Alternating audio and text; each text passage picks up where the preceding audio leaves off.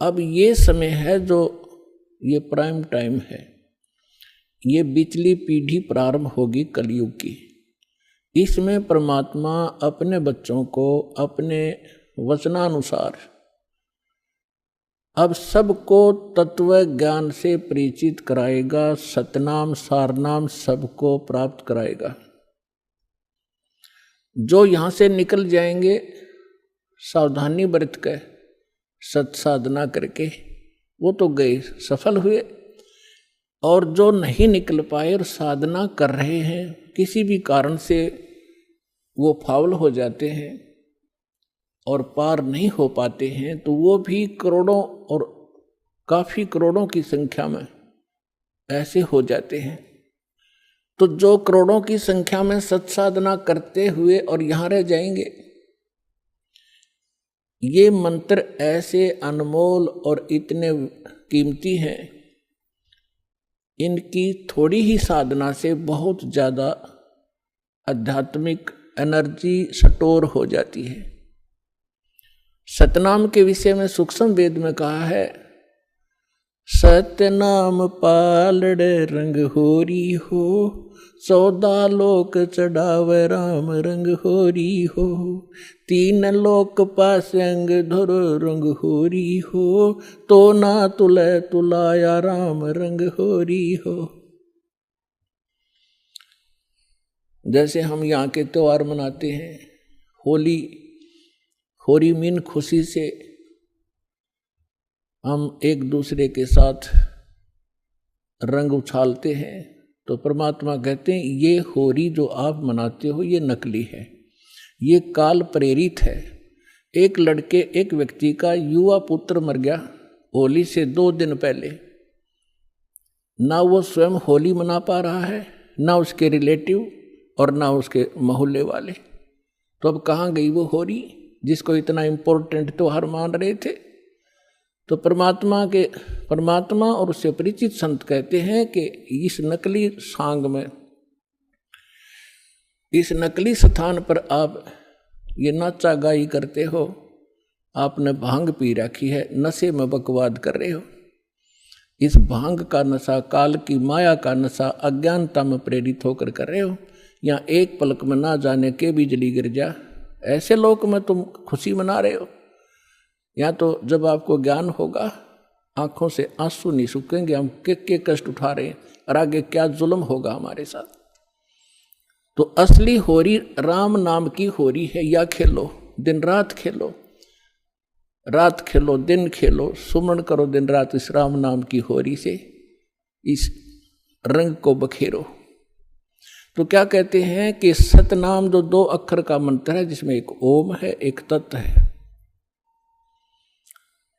और ये ऐसा अनमोल मंत्र है, इसकी इतनी कीमत बताई है। यदि विधिवत परम संत अधिकारी संत से प्राप्त करके, अधिकारी आपको बता देता हूँ 21 ब्रह्मांड में, इस विश्व में, इस दास के अतिरिक्त इन तीनों मंत्रों को देने का कोई अधिकारी नहीं है। या गलती ना करियो, बहुत धोखा खा लिया आपने।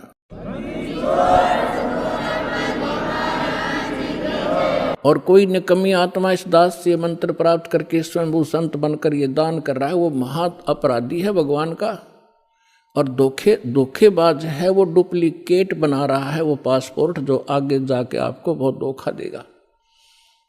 उसको काल का पक्का दूत समझना, उससे आप भी बचना, और जहाँ तक संभव हो जिसने उनको फंसा रखा है उन भाई बहनों को भी सतर्क करना प्यार से। तो क्या बताते हैं, इस सतनाम के 2 अक्षर के मंत्र का श्वास उश्वास से नाम जपना होता है। परमात्मा कहते हैं, श्वास उश्वास में नाम जपो, व्यर्था सांस मत खो, ना जाने इसी श्वास को आवन हो कि न हो। फिर क्या बताते हैं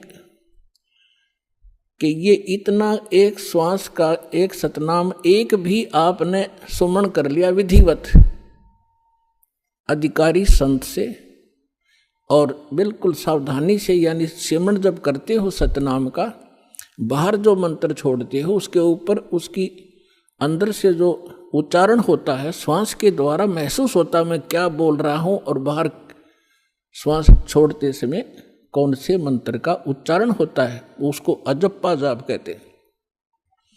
बाहर छोड़ते हैं उस मंत्र के उच्चारण पर आपकी सुरत और नृत्य लगी रहे, मन लगा रहे। अंदर जौन सा लेते हैं, जो 2 अक्षर में से एक अंदर लेते हैं, उसके ऊपर भी आपका ध्यान रहे। वैसे मतलब नहीं कि हाथ में माला फिरती रहे, सांस चलता रहे और सुमन होता रहे, ये नहीं चलेगा।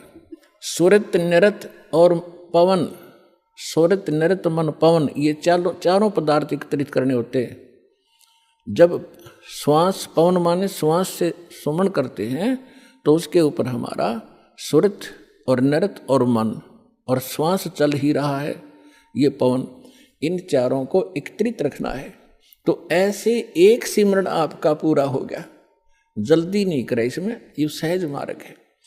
कई जल्दी के मारे मन फटाफट खींच दे मीटर सुमरन का, प्यार से करे चाहे थोड़े कर ले, उसकी कीमत होगी। और सिमरन करे ध्यान से, बगैर सुरत नृत्य लगाए कोई सिमरन हो रहा है वो काम असफल नहीं होगा। तो ऐसे किया हुआ सतनाम का एक सिमरन की कितनी कीमत बताई है पुण्यात्माओं। जिस व्यक्ति ने कभी लाल सुना ना हो, हीरा देखा भी नहीं हो, उसकी कीमत का पता ना हो, सुना भी ना हो, और उसको कोई एक पत्थर दिखावे कि ये एक चमकीला पत्थर जो आपको नजर आ रहा है ये करोड़ रुपए का है। अब सामने वाले ने कभी ये देखा नहीं, कभी उसका व्यवहार उससे पड़ा नहीं, तो वो मानने या ना मानने पर उसकी कीमत ज्यों की त्यों है। इसी प्रकार इस सिमरन की जो दास आपको दे रहा है ये हीरे हैं। मोती मुक्ता दर्शत नाही, ये जग है सब अंदरे, दिखत के तो नैन चश्म इनका फेरा मोतिया बंदरे। चारों युग में मेरे संत पुकारे और कूक कहा हम हेल रे, हीरे माणिक मोती बरसे ये जग चुगता ढेल रे। परमात्मा ने कहा कि मैं चारों युगों में आया हूं। सतयुग में सतसुकृत नाम था मेरा, और त्रेता में मुनिंदर, द्वापर में करुणा में, और इस कलयुग में कबीर नाम से मैं आया हूं। तो चारों युगों में मैं आया हूं। और परमात्मा का विधान वेदों से आपको बहुत बार बताया है कि वो परमात्मा कैसी लीला करता है। ऊपर रहता है सतलोक में, सह शरीर मनुष्य सदृश है, वहां राजा के समान एक सिंहासन पर विराजमान है। वहां से गति करके आते हैं या अच्छी आत्माओं को मिलते हैं, उनको अपने से परिचित कराते हैं सचखंड सतलोक ले जाके, फिर उनको वापस छोड़ते हैं। फिर वो परमात्मा से परिचित महापुरुष परमात्मा के उस यथार्थ ज्ञान को संसार के अंदर फैलाते हैं, और परमात्मा स्वयं भी वही काम करने के लिए आते हैं। एक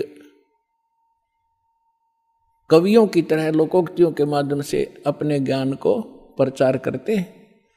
तो क्या बता रहे हैं, चारों युग में संत पुकारे कूक कहा हम हेल रे, हीरे माणिक मोती बरसे ये जग चुगता ढेल रे।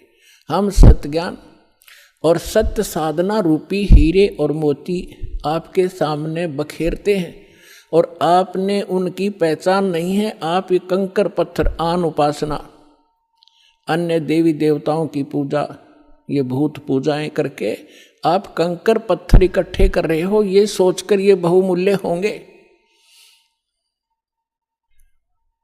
तो यहां परमात्मा कहते हैं हीरे मोती माणिक बरसे ये जग चुगता ढेल रे। तो ये जो श्वास का सिमरन है ये लाल है आपका, और ये जितने भी एकत्रित करोगे इनकी उतनी ही कीमत होगी, जो अभी दास बताने जा रहा है। क्या बताते हैं कि एक सिमरन आपने कर लिया श्वास का, एक सतनाम के 2 अक्षर का, एक मंत्र बाहर छोड़ा, दूसरा अंदर लेते हैं, ये एक कंप्लीट मंत्र बन गया। देख कितना आसान सी बात, चलते कर लो, बैठ के कर लो, लेट के कर लो, सफर में बस में कर लो, रेलगाड़ी में कर लो, इतना सिंपल वे।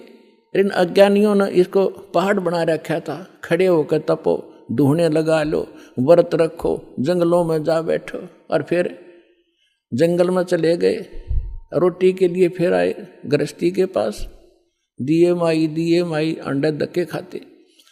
अब सारा काम अव्यवस्थित कर दिया इन लोगों ने, अज्ञानियों ने। तो क्या बताते हैं परमात्मा कि इस सतनाम के एक सिमरण की कितनी कीमत है। होय होय, सतनाम पालड़ रंग होरी हो।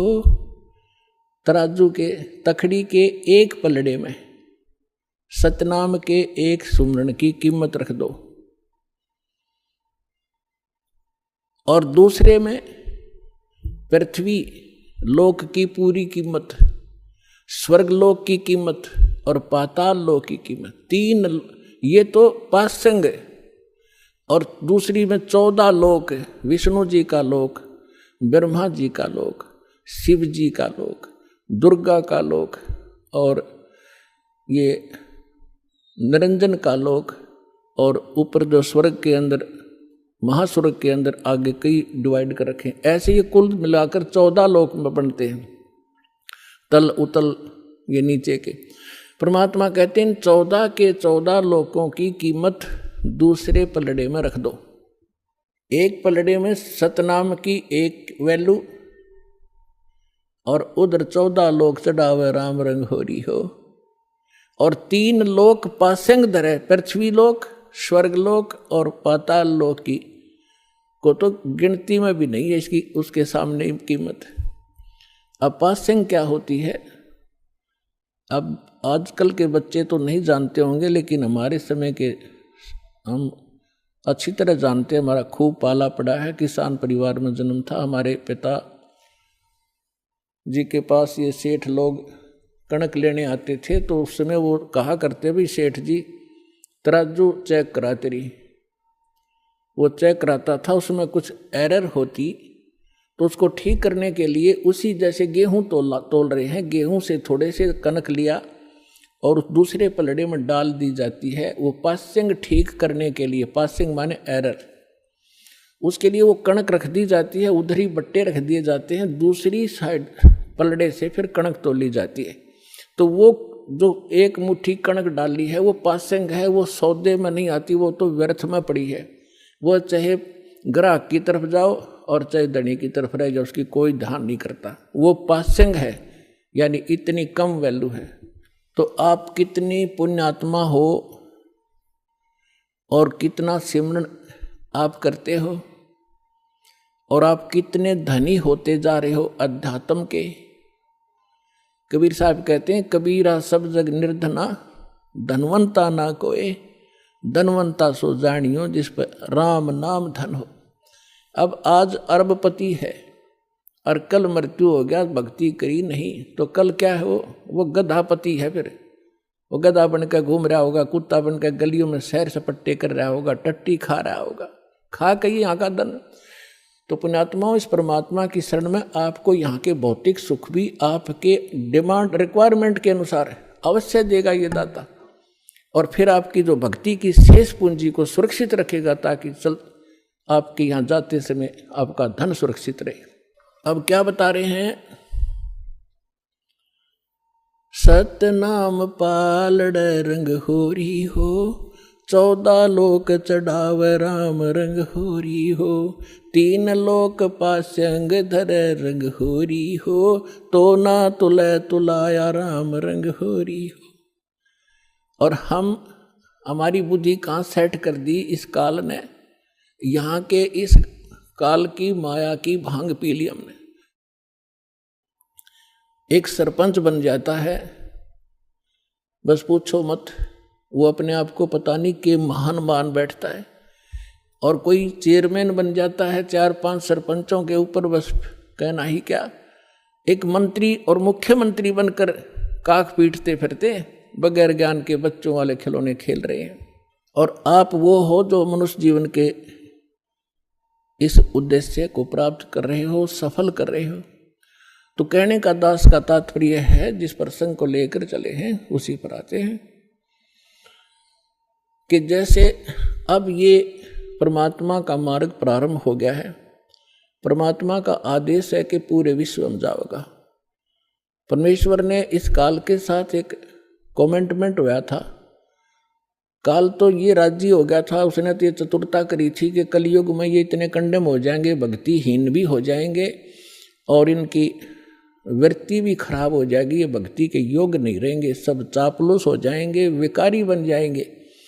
इसलिए उसने कहा था कि भगवान 3 युगों में जीव थोड़े ले जाना। परमात्मा ने कहा था कि तूने सभी मेरी आत्माओं को ऐसा दुखी कर दिया, इनकी क्या दुर्दशा कर दी तूने, गधा बना रखा, कुत्ता बना रखा, क्या ये ऐसे थे जब तेरे पास आए?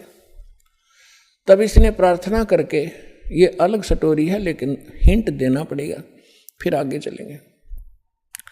तो उसने प्रार्थना की थी, भगवान 3 युगों में जीव कम ले जाना। मालिक को भी पता था, क्योंकि हमारी शंका बहुत ज़्यादा है, तुरंत उत्पन्न हो जाएंगी कि परमात्मा ने ऐसा क्यों वर दिया 3 युगों में जीव ना ले जाने का। तो हमने ऐसे निकम्मा काम किया था, उसके बदले में ये सजा भी थोड़ी है हमारे को। फिर भी परमात्मा को पता था कि सतयुग त्रेता द्वापर में इनकी घनी कमाई होगी भक्ति की, और ये दुखी नहीं होंगे। जैसे संस्कार आपके होंगे उसी प्रकार परमात्मा ने इस पृथ्वी पर वैसा ही माहौल बना देता है दाता। बढ़िया समय पर वर्षा होती है, बड़े फलदार वृक्ष होते हैं, सब शरीर हो जाएंगे, तो फिर सुख होता है उनको।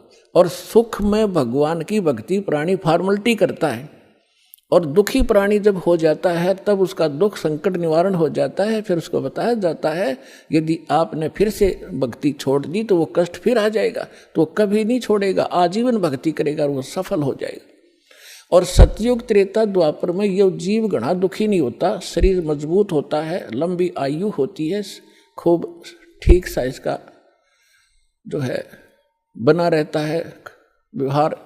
तो उस मालिक को मालूम था कि ये भक्ति नहीं करेंगे, क्योंकि सभी भक्ति करते थे लेकिन शास्त्र विरुद्ध करते रहे।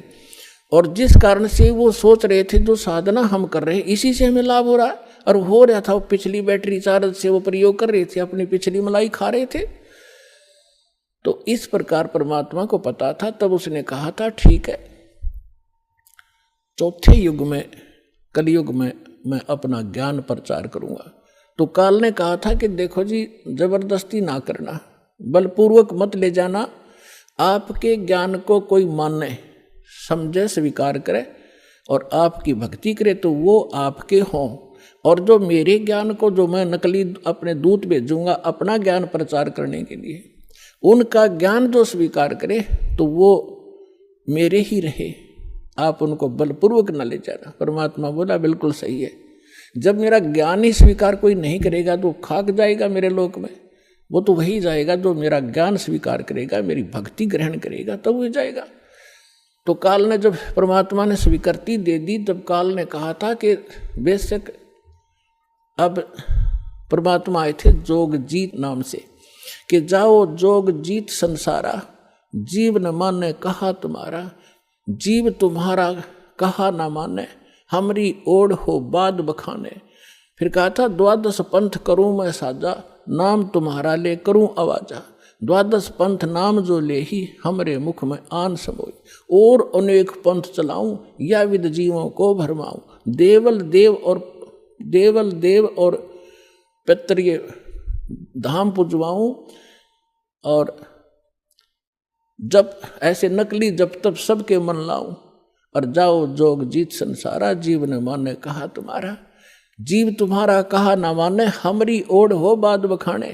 मेरे वकील बन के खड़े हो जाएंगे, तो रामकृष्ण को कैसे भगवान नहीं मानते हो, क्या कर रहे हो। तो परमात्मा ने कहा था कि अब मेरी भी सुन ले 2 बात।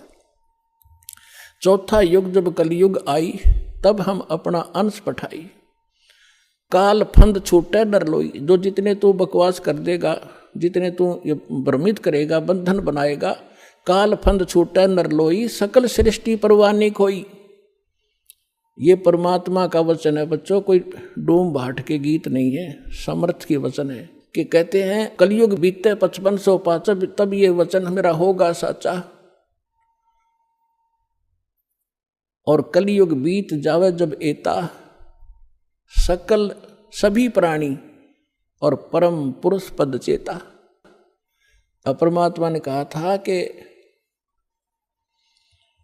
जब चौथा युग कलयुग आवेगा तब मैं अपना अंश भेजूंगा और उस समय काल के सारे फंद, तेरे सारे दाव पेच, ये अज्ञान को काट दिया जाएगा और सकल सृष्टि उपदेशी होगी, नाम लेवेगी। और फिर कहा था कि जब कलयुग 5505 बीत जाएगा तब मेरा ये वचन सत्य होगा और उस समय पूरा विश्व उस परमात्मा के उस परम पद का जानकार होगा, उसको पता चले। अभी तो हम स्वर्ग और नरक, स्वर्ग और नरक, कोई व्यक्ति मर गया, नो के स्वर्गवासी हो गया, चाहे जाता हो नरक में, हमने एक कोड वर्ड बना रखा था। तो अभी तक हमने सतलोक और सचखंड का पता ही नहीं था, वो परमात्मा का परम पद कौन सा है और कहाँ रहता है, कैसा है, कैसे प्राप्त होता है। और ये नकली पंथ चले थे काल के, राधा स्वामी पंथ और कबीर पंथ, जो 12 पंथ हैं कबीर जी के नाम से चला रखे, सारे नकली और काल के प्रेरित हैं। इनमें ना सत्य ज्ञान है ना सत्य साधना है। तो अंडरस्टूड है, जानना ज्ञान सत्य है, ना वहाँ नाम साधना सत्य है, तो क्या है वो तो खोखा है, नकली है, डुप्लीकेट सारे। तो अब परमात्मा ने कहा कि पूरा विश्व इस ज्ञान से परिचित होगा, पूरा विश्व नाम लेगा।